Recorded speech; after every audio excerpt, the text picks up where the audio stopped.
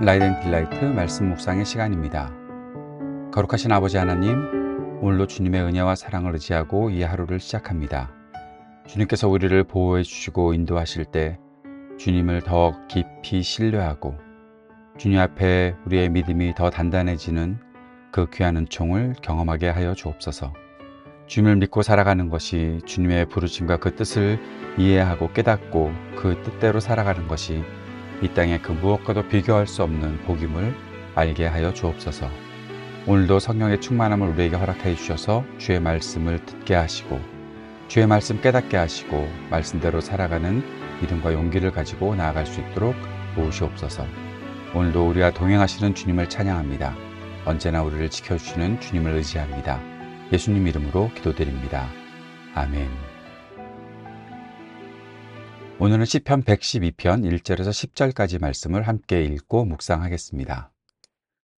시편 112편 1절에서 10절 말씀입니다. 할렐루야! 주님을 경외하고 주님의 계명을 크게 즐거워하는 사람은 복이 있다. 그의 자손은 이 세상에서 능력 있는 사람이 되며 정직한 사람의 자손은 복을 받으며 그의 집에는 부귀와 영화가 있으며 그의 의로움은 영원토록 칭찬을 받을 것이다. 정직한 사람에게는 어둠 속에서도 빛이 비칠 것이다. 그는 은혜로우며 긍휼이 많으며 의로운 사람이다. 은혜를 베풀면서 남에게 꾸어주는 사람은 모든 일이 잘 될 것이다. 그런 사람은 일을 공평하게 처리하는 사람이다. 그런 사람은 영원히 흔들리지 않을 것이다. 의로운 사람은 영원히 기억된다.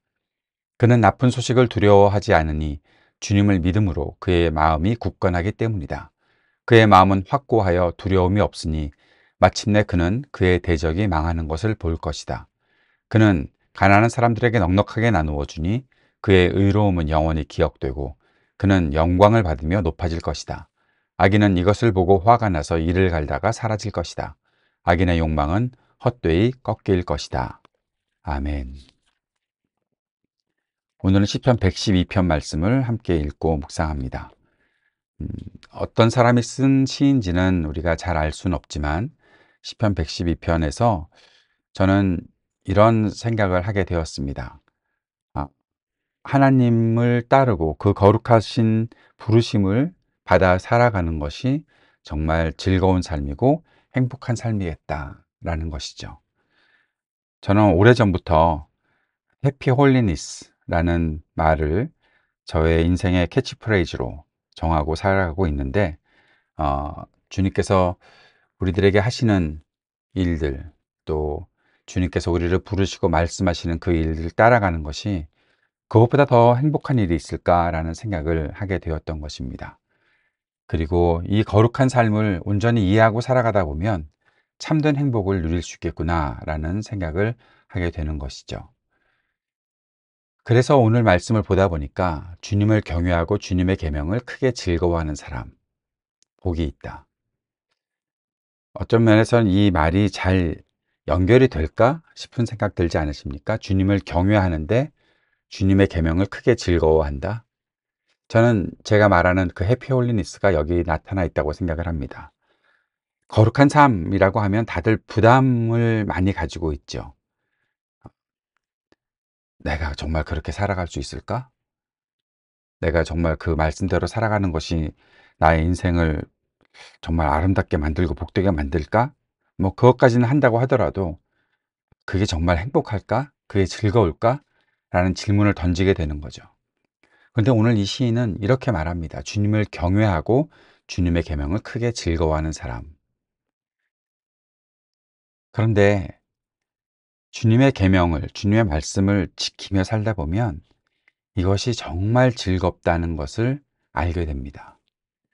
주님을 경외한다는 것은 많은 사람들이 하나님을 두려워하는 것, 그 두려움 때문에 하나님에게서 멀어진다고 생각을 하는데 멀어지는 것이 아닙니다. 하나님을 두려워하면 두려워할수록 주님 앞에 겸손히 엎드리게 되고 그 엎드려서 주님께 더 가까이 갈 수 있게 되는 겁니다. 그것이 자신의 힘이 아니라 하나님께서 끌어주시기 때문에 그런 것이죠. 하나님은 겸손한 사람을 좋아하시고 교만한 사람은 물리치십니다. 겸손히 하나님 앞에 무릎을 꿇으며 하나님을 경외하는 사람을 하나님께서는 더 하나님 앞으로 그 주님의 은혜 안으로 더 끌어당겨 주신다는 것입니다. 그 속에서 하나님의 말씀을 알게 되고 하나님의 말씀을 따르는 것, 하나님의 말씀을 따르는 것이 정말 즐거운 일이구나, 이것이 정말 복된 일이구나라는 사실을 알게 된다는 거죠. 그래서 해피 홀리니스가 가능한 것입니다. 홀리니스, 거룩한 삶은 즐거운 것입니다. 행복한 것입니다. 사랑하는 여러분, 이것을 한번 시도해 보셔야 합니다. 하나님의 말씀을 따르는 것이 정말로 즐겁다는 것을 알 수 있어야 합니다. 세상에서 하나님 말씀 따르는 거 쉽지 않은데요. 이게 쉽지 않죠. 쉬운 일이라고 말씀드리진 않았습니다.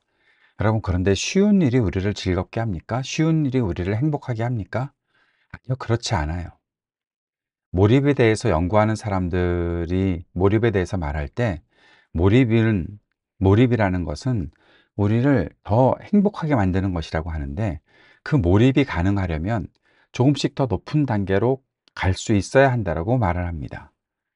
하나님의 말씀 따르는 것, 이거 쉽지 않은 일이지만 그것을 내가 더 잘 해내려고 하는 그런 마음이 있고, 또 그것을 위해서 성령께서 우리 안에서 역사하신다는 사실을 알면 그 주님의 말씀에 붙잡힌 사람이 되는 거고, 그 주님의 말씀에 붙잡혔기 때문에 더 행복한 삶을 누릴 수 있게 된다는 것이죠.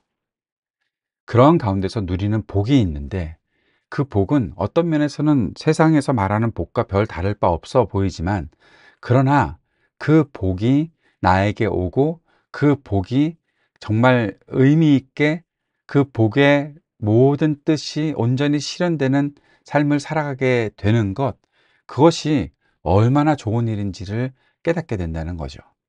오늘 2절에서는 그의 자손이 세상에서 능력 있는 사람이 되며 정직한 사람의 자손은 복을 받으며, 예, 뭐 그렇다고 알 수 있겠죠. 상식적으로도 알 수 있겠죠. 부귀와 영화가 있고 의로움이 영원토록 칭찬을 받으며. 그런데 꼭 붙어 있는 것이 있습니다.